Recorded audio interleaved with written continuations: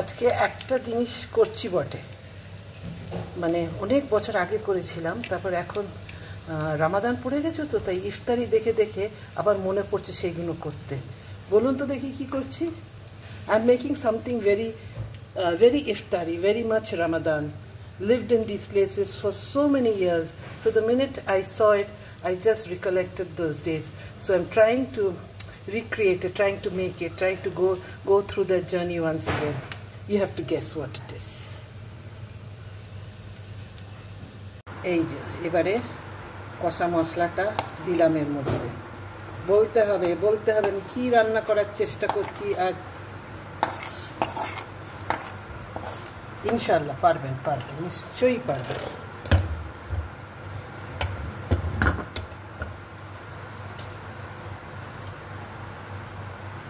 আচ্ছা, এবার এটা করছি রেডি। এটা দেখে আর আগের খাবারটার সঙ্গে একটা কানেকশন খুঁজুন তো, বুঝতে পারবেন কি রান্না হচ্ছে, কি রান্না করার চেষ্টা করছি। এটা ইফতারির একটা integral part, it's an integral part of the ইফতারি। আজকে খুব আমার মায়ার কথা আর বিলকিসের কথা মনে পড়ছে।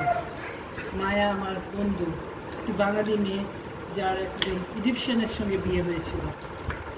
সে বেচারা গৃহবন্দী থেকে ওখানে আমার সঙ্গে বন্ধুত্ব করে এবং পরবর্তীকালে সে আমাকে তার মনের কথা বলে, কষ্টের কথা বলে এবং আমাকে বোঝায় যে মানে না বুঝে না শুনে যদি কিছু হঠকারিতায় আমরা করি, তাহলে তার কী পরিস্থিতি পড়ে, কী পরিণতি হয়।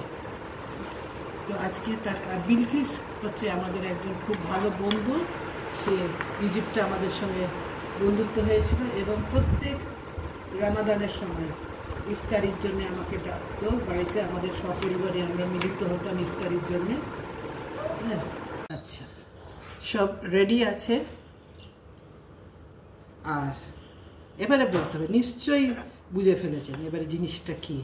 খুবই সুস্বাদু, খুবই প্রোটিনযুক্ত, it's high protein, because it has 20 kinds of lentils and rice along with chicken.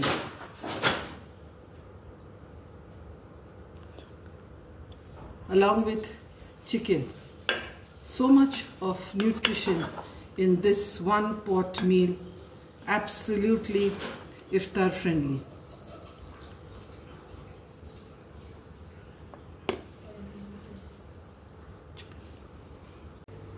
মুসলিম ফ্রেন্ডসরা আমাকে এটাই শিখিয়েছে, ইফতারি সবসময় যত বাঁটবে তত নাকি সেটা আরও পুণ্য লাভ করে। তো সেই তাদের কথা মনে রেখে, বিলকিস আর মায়ার কথা মনে রেখে আমিও আমার প্রতিবেশীকে এক বাটি হালিম দিচ্ছি।